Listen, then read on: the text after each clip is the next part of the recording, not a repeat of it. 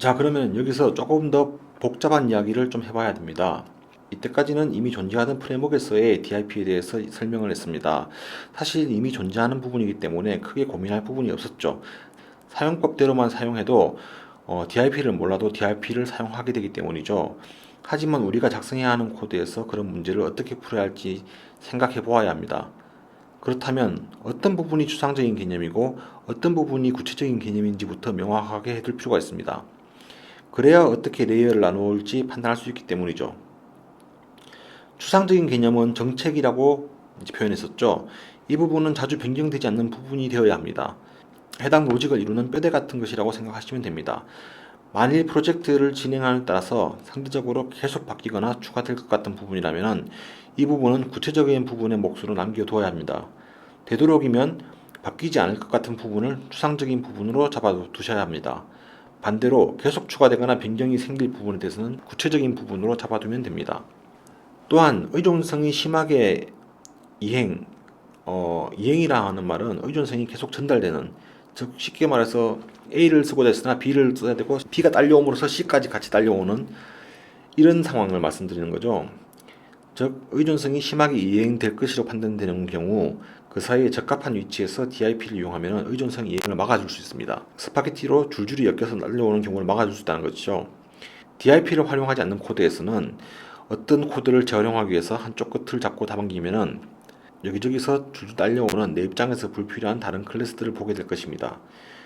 통상 이런 경우에는 상위 레이어에서 인터페이스를 제공하고 추상화된 레이어, 즉 상위 레이어에서는 그 인터페이스만을 이용해서 코딩을 하며 하위 레이어에서는 그 인터페이스를 구현한 구체적인 클래스를 제공하는 구조로 만듭니다. 그러니 그 제공되는 인터페이스가 가장 변경이 없어야 합니다. 그렇게 되면 추상 레이어의 정책 코드는 구체화에 의존되어 있지 않기 때문에 재활용도 쉬울 뿐더러 그 내용의 변경 역시 국지적으로 이루어져서 테스트하기가 쉬워집니다. 정책 코드 역시 되도록이면 변경이 적은 것이 좋습니다. 마지막으로 구체화된 레이어는 그 중에서 가장 변경이 빈번한 부분이 됩니다. 이 세부적인 부분들은 프로젝트가 진행되는 동안 계속해서 많은 변경을 겪을 수밖에 없습니다.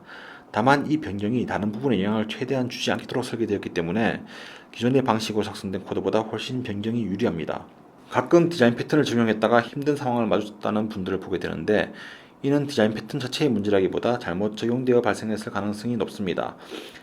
앞서 설명드린 대로 추상화가 되어야 될 부분에서 제대로 추상화가 되어 있지 않거나 엉뚱한 위치에서 엉뚱한 의존 관계로 디자인 패턴을 적용해서 변경이 필요할 때마다 다 갈아엎어야 했을 확률이 높습니다. 디자인 패턴의 사용법 자체가 중요한 것이 아니라 적합한 위치를 판단하는 것이 더 어렵기 때문입니다. 자, 인터페이스의 소유구에 대해서 한번 이야기를 해봐야 되는데요. DIP를 사용하기 위해서는 인터페이스, iOS는 프로토콜이 되겠죠? 이 필요하게 됩니다. 그렇다면은 이 인터페이스는 누가 제공하게 되는 것일까요? 클래스 A와 클래스 B가 존재한다고 합시다. 클래스 A와 클래스 B는 서로 참조하고 있는 아주 끔찍한 상태에 놓여 있습니다. 우리는 DIP에 대해서 이미 이제 이야기를 들었으니 이 의존 관계를 단방향으로 바꿔보려고 시도를 할 수 있습니다. 자, 그렇다면은 두 쪽 중 한쪽이 직접적인 참조를 꺾고 프로토콜을 이용해서 의존 관계를 역전시켜야 할 텐데요. 어떻게 해야 할까요? 첫 번째는 클래스 A가 클래스 B를 가지고 있고 인터페이스를 제공하여 클래스 B가 그 인터페이스를 사용하는 방법. 두 번째는 클래스 A가 클래스 B를 가지고 있고 클래스 B가 인터페이스를 제공하여 클래스 A가 사용하는 방법. 이 두 가지 옵션이 있을 수 있는데 눈치가 빠른 분들은 바로 답을 알 수 있습니다. 이미 iOS 프레임워크들은 이번의 방법을 선택하고 있죠. 하나의 클래스가 다른 클래스를 직접적으로 참조한다면 그 반대쪽 클래스가 인터페이스를 제공해서 의존 관계를 역전시킵니다. 일단 어느 것이 어느 것을 가지는 게 자연스러운지 판단만 되면은 인터페이스를 어디에 둬야 될지 바로 알 수 있습니다. 여기서 잠시 우리가 가진 기존의 관념을 한번 되짚어 봐야 합니다. 우리는 통상적으로 유틸리티 라이브러리가 인터페이스를 소환한 것에 익숙합니다. 특정 라이브러리를 사용하면 그 라이브러리가 제공하는 인터페이스를 쓰게 되는 것이죠. DIP를 적용하게 되면 클라이언트가 추상적인 인터페이스를 소유하고 서버가 그것에서 파생되어 나옵니다. 여기서 다시 클라이언트 서버라는 단어가 나왔는데요. ISP에서도 이야기했듯이 클라이언트는 다른 객체를 사용하는 쪽, 서버는 사용되는 쪽이라고 설명드렸습니다. 그렇다면 우리가 알고 있는 UI 테이블 뷰 컨트롤러와 UI 테이블 뷰의 관계에서 누가 클라이언트고 누가 서버일까요? 저도 가끔 이게 헷갈리기도 하는데요. UI 테이블 뷰 컨트롤러가 서버고 UI 테이블 뷰가 클라이언트입니다. 예?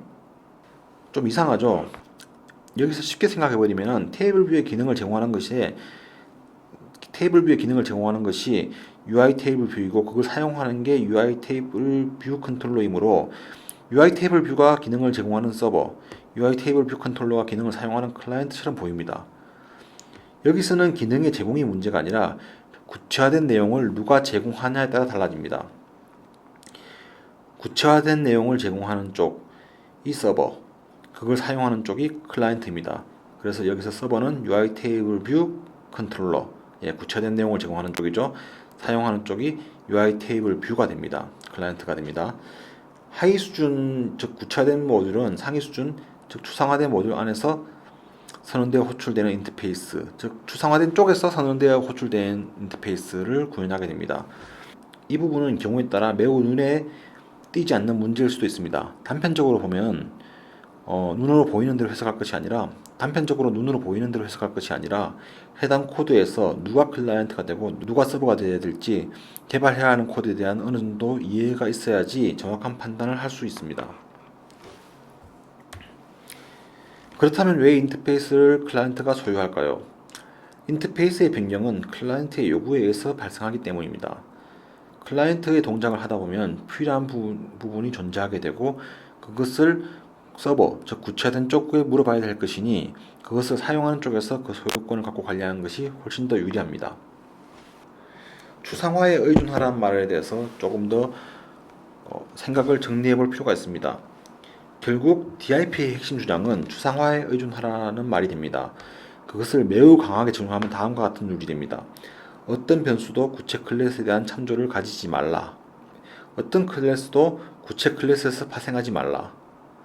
어떤 메소드도 기반 클래스에 구현된 메소드를 오버라이드하지 말라.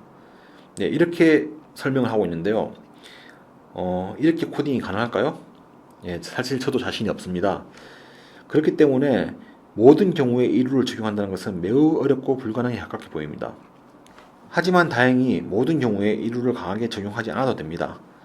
해당 클래스가 얼마나 휘발성이 강하냐에 따라 그 강도가 조절됩니다. 비휘발적인 클래스의 경우 이 룰을 강하게 적용할 필요가 없습니다. 비휘발적인 클래스에 의존하는 것은 큰 해가 되지 않습니다. 여기서 비휘발적인 클래스라 함은 인터페이스와 로직이 자주 변경되지 않는 클래스를 말합니다. 예를 들면 SDK에서 제공되는 스트링, 데이터와 같은 자료 구조나 클래스들이 해당됩니다. 이런 것들은 직접적으로 의존한다고 해도 괜찮습니다. 스트링의 인터페이스가 바뀔 것을 우려해서 그것을 랩핑해서 사용하진 않잖아요. 반대로 비휘발적인 클래스는 인터페이스 로직이 자주 변경되는 클래스입니다.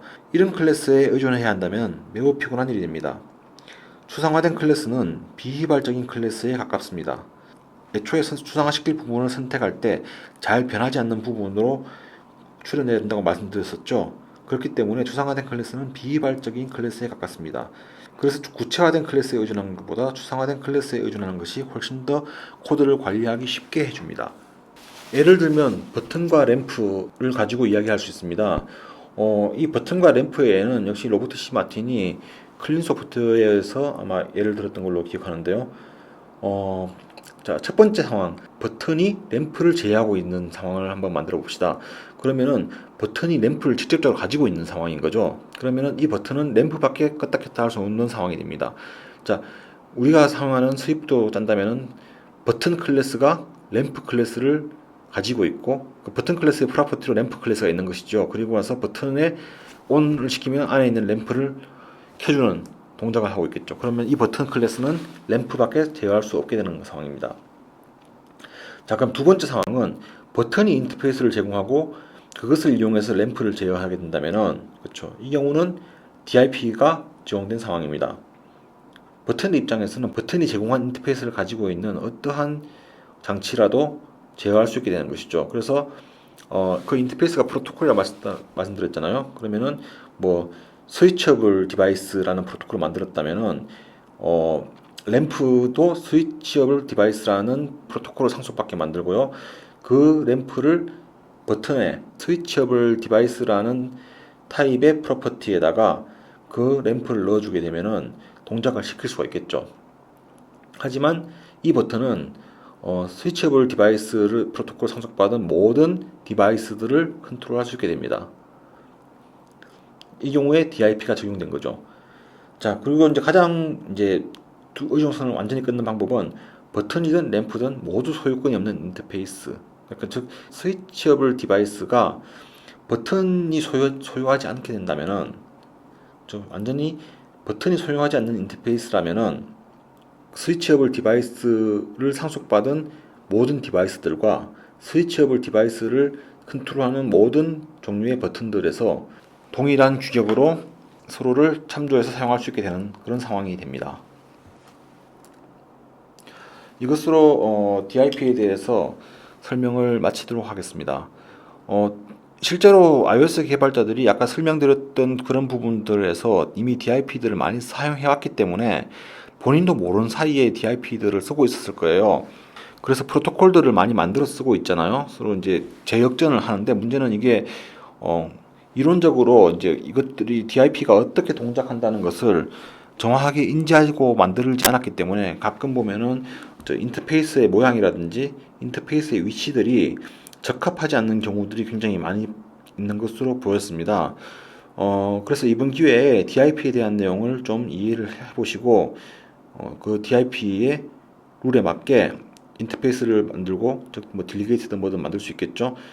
그에 따라서 작성을 하게 되면은 기존과 코드가 크게 다르지 않지만은 훨씬 더 깔끔한 형태로 작성을 하실 수 있게 될 것 같습니다.